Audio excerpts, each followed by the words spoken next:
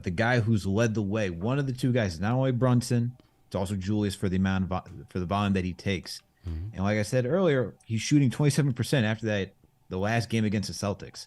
He's going to need to find rhythm behind the three. Like he had that, and keep in mind, since then he had that explosion against the Minnesota Timberwolves, and it's still at 27% when he went out with the injury against Miami. So he needs to figure out how to get back into rhythm. I hope his 3-pointer is falling, but it's also, as John also pointed out, keeping your calm, because you're not going to get the fouls. We do not need you chirping to the refs. Not in this series. You got to be cool in this one, because no text, please. Yeah, you can't get text. You can't give Cleveland any opportunities to add points on the board. On top of that, you can't put yourself in position where you could be ejected from this game, because we've seen it happen once this season, right? And we've also seen Randle just check out in some games.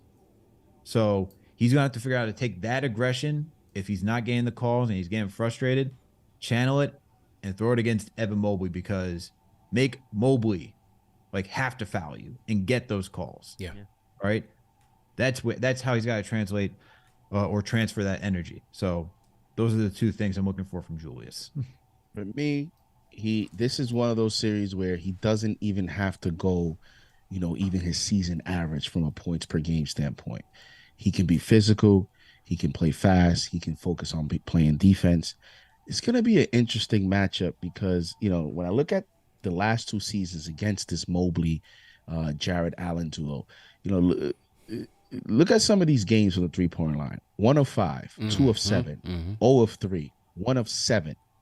And then he had that crazy 8 of 12. I remember that 8 we had 36 points and 13 rebounds. Yeah. But it was 8 of 12. And, we were saying, like, how many times we're going to see that type of game from the 3-point. We talk about 8 threes. Like, we're nearing records here, when you start going that high. So, but then you look at the previous games before that, 1 of 7, 0 of 3, 2 of 7, 1 of 5, last two seasons as the Cavs. It's going to be interesting, because a lot of those 3-point shots are going to be contested from Mobley. And, Julius is 6'8", 6'9", maybe.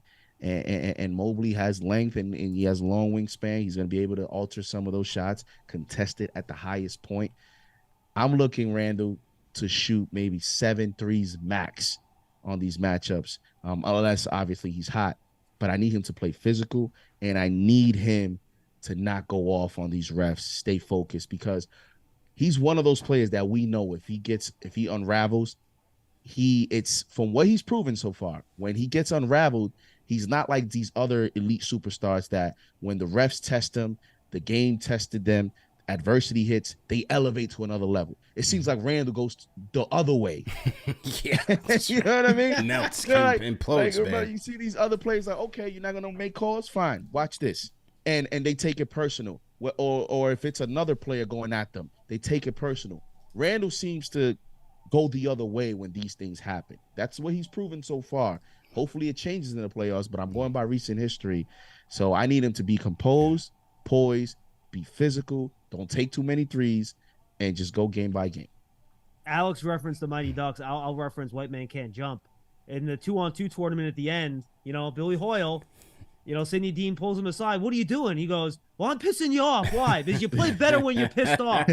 Well, Julius Randle does not play better when he's pissed off. He is not Sidney Dean. Absolutely. So let's keep Julius nice and calm, all right? Yeah.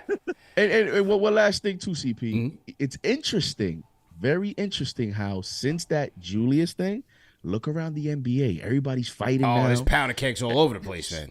Explosions. It's a double-edged sword because it kind of has given the Knicks fan base like a secondary thought about, hey, this happens everywhere. Why are y'all tripping on him? But to Randle, I wonder if Randle's looking at this like, you see, I could do it. Y'all tripping on me doing it. Like, he might feel more unable to do it because it's happening now. Ironically, coincidentally, right after him, we're seeing a new episode, it seems like, every night around the NBA. Yeah. So I hope that these new occurrences around the NBA doesn't motivate him more to go off in the playoffs. Yeah. Bones Highland and Mason Plumlee. You got Rudy Gobert. Yeah, the whole Timberwolves team. Yeah. But they're still winning, man. But the last thing, yeah, the go last thing is recognizing the double team for Randle.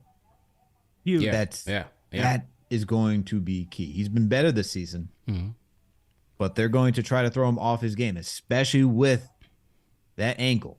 They're going to test him early. They're going to see, all right, are we going to if he starts pressing, that's going to lead to that to the whole thing I was discussing earlier, where is he going to get in his own head? So Randle has to understand where he's at physically in this game and know that he's got a team that can support him. Because when we saw on the Hawks, he tried to do it all himself. You don't have to do it all yourself this series. You got help. Trust them. Trust and believe. And this is why I don't want the back to the basket ISO stuff, because that's when the doubles bother him. When he's not facing the floor and he gets into trouble, put him in the right spot against a bigger, longer player where he can make those good decisions so he can see the floor. CP, let me ask you a quick question, because it's with Julius. And this is why it's going to be so tricky, man. I feel for him, because say game one, he goes 5 for 16, has a tough shooting night, Knicks lose, a tough, close game. You talked about how this is money time and now it's show improve. But how would you look at that game? Would you give him a break because maybe like it's rust? Yes. Or are you going to be concerned and say, uh-oh, here we go again? Because this is the tough part about Randle is I kind of feel like he has this weird pressure of having a decent, or at least somewhat of a decent game in game one.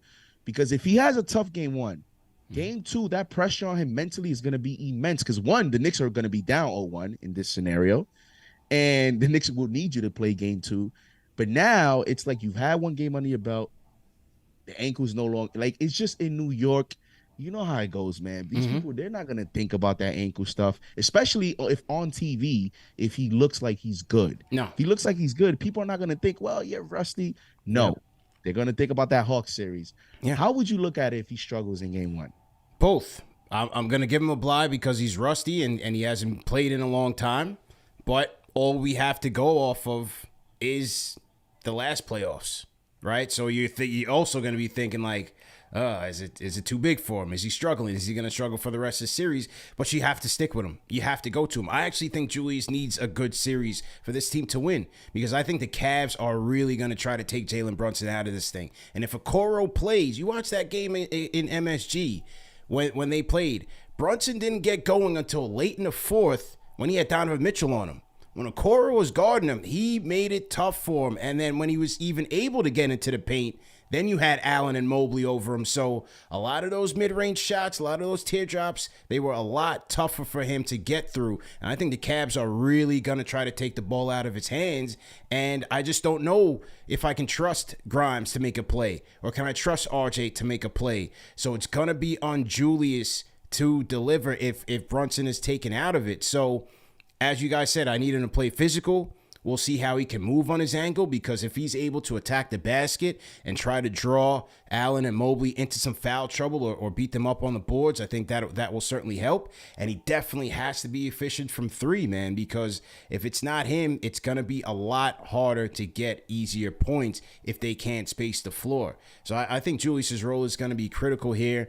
If he has a lackluster game one, you got to keep going to him, man. Because you don't want to lose him in this series. Tibbs has to pump him up with confidence and hope that game two, he has a rebound. You got to split 1 and 2. You don't want to come to game 3 in Madison Square Garden with the Garden rocking down 0-2. That will be hard, man.